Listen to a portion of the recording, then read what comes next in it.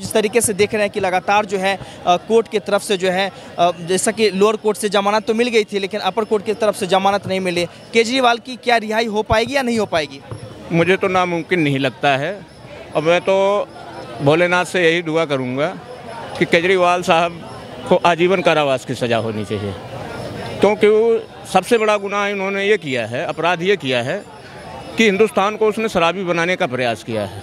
उन्होंने, अगर ये कहते हैं केजरीवाल जी या उनकी आम आदमी पार्टी के जितने भी नेता हैं, अगर ये साबित करना चाहते हैं कि भाजपा ने बंद कराया है, तो भाजपा क्यों बंद कराएगी भैया? क्या बिगाड़ा है उसने भाजपा का? भाजपा की कभी वो बराबरी नहीं कर पाएंगे। अभी दूध पीते बच्चे हैं राजनीति में, ठीक है। पहली बात ये है, उन्होंने पानी फ्री किया, कहीं बीजेपी वालों ने बोला, कहीं नहीं बोला। बिजली फ्री किया, कहीं भाजपा वालों ने बोला, नहीं बोला।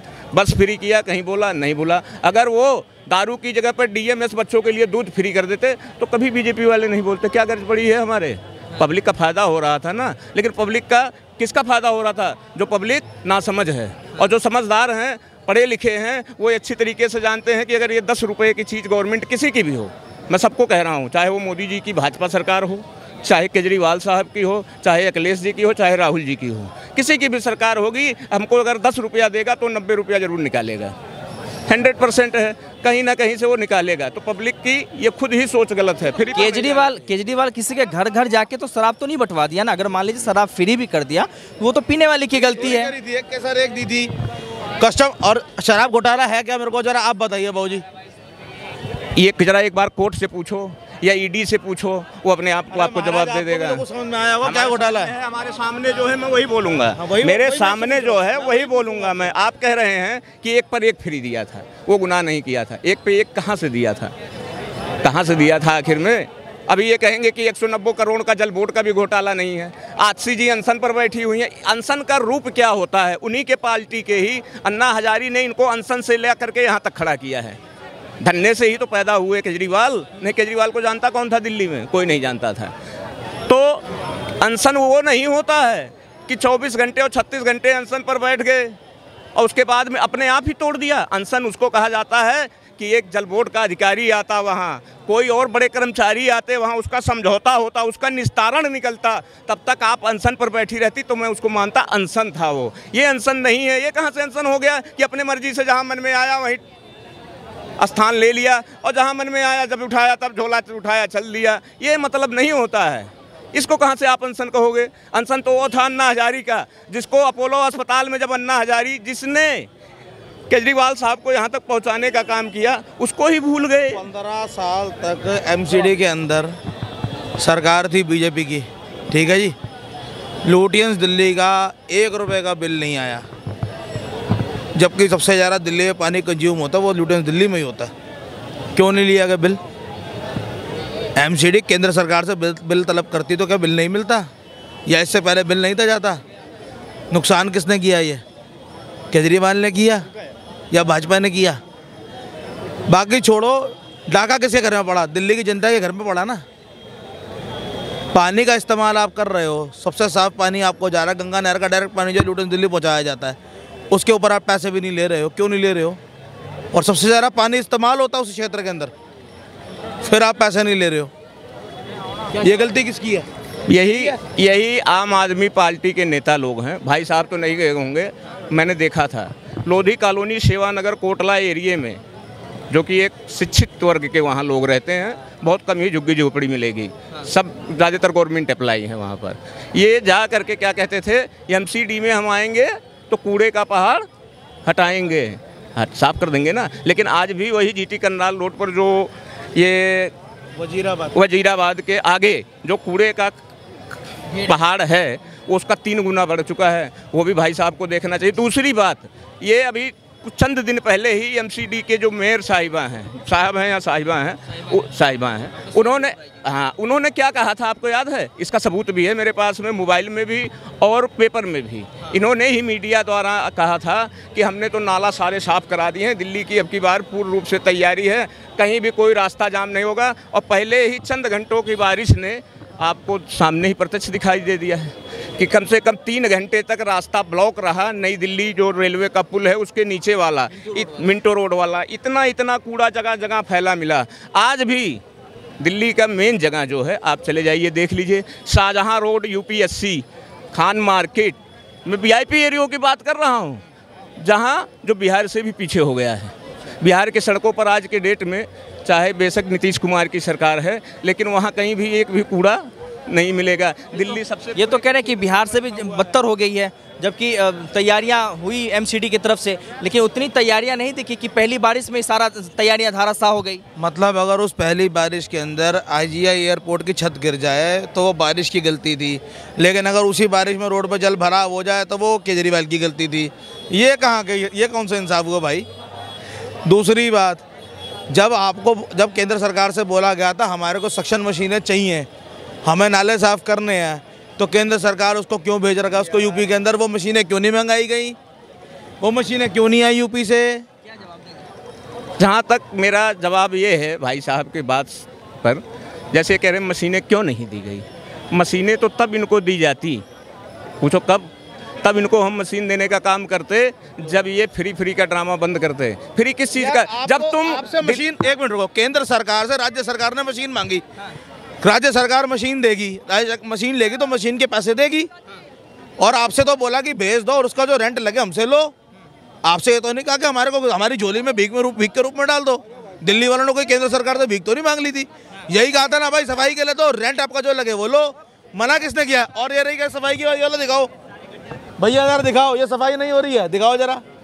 क्या बात कर दी यार, बेमतलब वाली बात मत करो।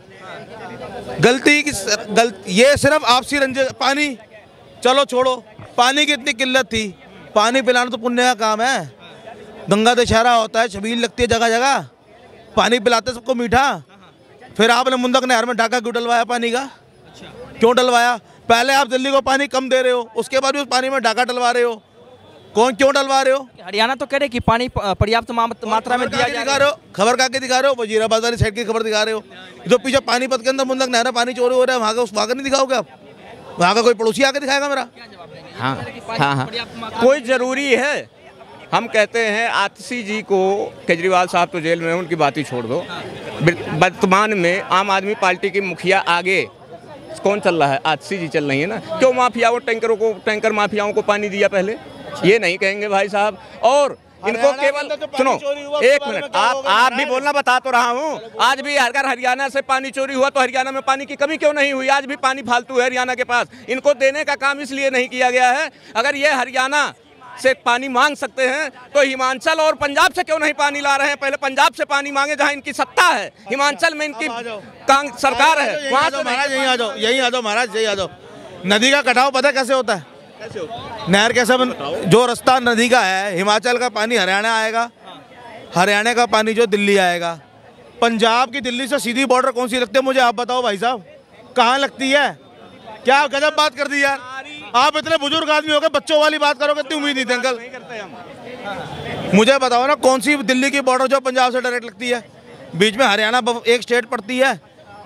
हिमाचल का जो पानी है वो जाएगा हरियाणा में, हरियाणा से वो पानी जाएगा आपका यूपी में भी और दिल्ली में भी। हरियाणा से डाइवर्जन मिला है ना उसको, उस पानी को आप दो जगह डाइवर्ट कर रहे हो। नहरें आपने कैनाल बना रखे हैं तो उसके आपने हरियाणा से दिल्ली के लिए बना रखे हो और हरियाणा से यूपी के लिए बना रखे हैं ना। फिर आपने ये नाइंसाफी यूपी वालों के साथ क्यों नहीं की? क्योंकि वहाँ भी आपकी सरकार है और हरियाणा में सरकार है, दिल्ली में आपकी सरकार नहीं है। सिर्फ एक सरकार ना होने के चलते आप लोगों को प्यासा मारोगे। ये तो आरोप लगा रही है, तो पार्टीवादिता कर रहे हैं कि जिधर आपकी सरकार है वहाँ पानी दे रहे हैं, जहाँ सरकार ने वहाँ पानी नहीं दे रहे। हम बता रहे हैं ना आपको, अगर दिल्ली में सरकार हमारी नहीं है ना, लेकिन 7 सीटें किसकी है? बीजेपी की ना। अभी चंद दिनों के लिए अदालत से आए थे बाहर केजरीवाल साहब, कोई ऐसा श्याम दंड भेद ऐसा कोई चीज़ ऐसा उन्होंने बाकी नहीं लगाया जो इस्तेमाल नहीं किया, और फिर भी अपनी जमानत दिल्ली में नहीं बचा पाए।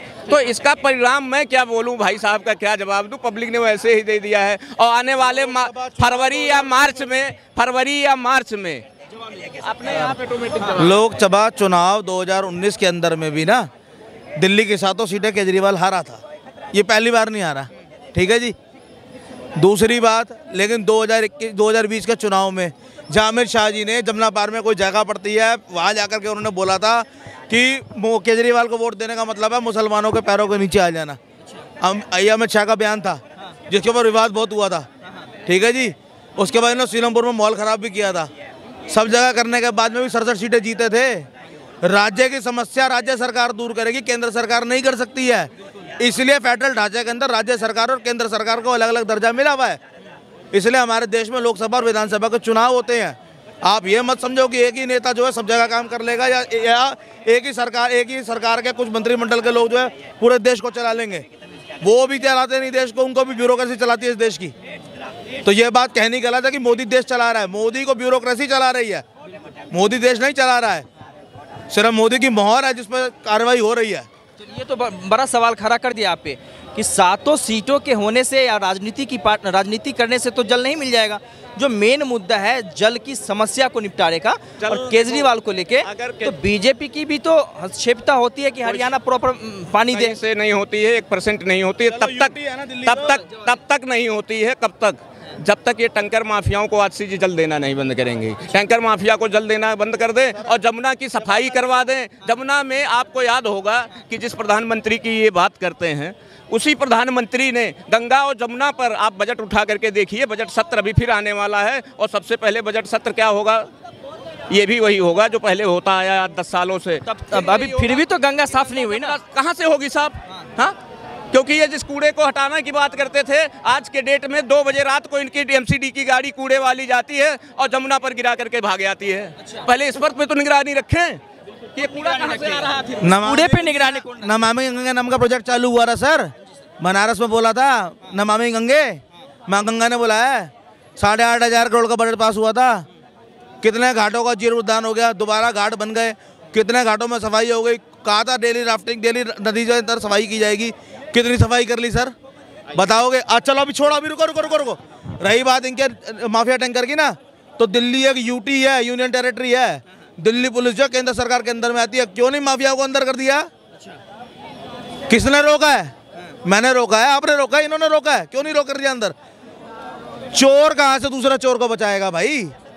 लगा दिया आरोप, चोर। अरे हम बता रहे हैं ना, देखो हमारा इतिहास ये कहता है और समझदारी ये कहती है। समझदारी क्या कहती है कि पहले बाप को अंदर करो तो बेटा अपने आप ऑटोमेटिक लूज हो जाएगा।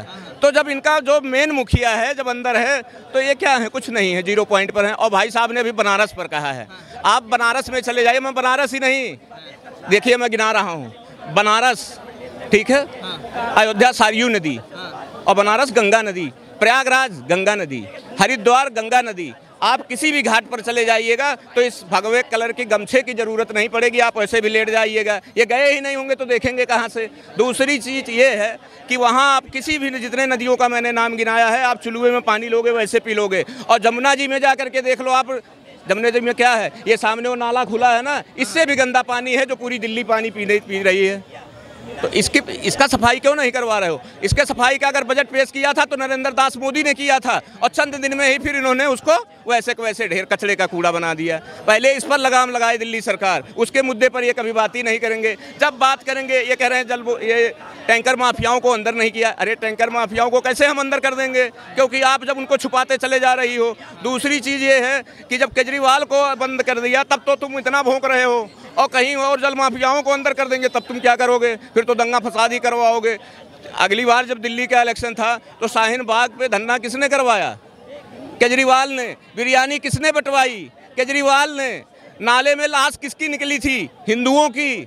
अरे हिंदू सो रहा है, केवल उसको भड़काओ मत। जिस दिन हिंदू जाग गया ना, उस दिन जैसे कल मैंने परसों मैंने बयान दिया था, तो फिर वही पटापट वाली बात आ जाएगी। ठीक है, तो वो दिन मत लाओ कि पटापट करना पड़े। अभी भी मौका है, केजरीवाल साहब सुधर जाओ, अपना इस्तीफा दे दो और इलेक्शन प्यार से होने दो। इलेक्शन जिस दिन ये फ्री का ड्रामा नहीं होगा, उसी दिन अगर 1 सीट विधानसभा की खुद की सीट अगर बचा लेंगे तो मेरे से कहना आप।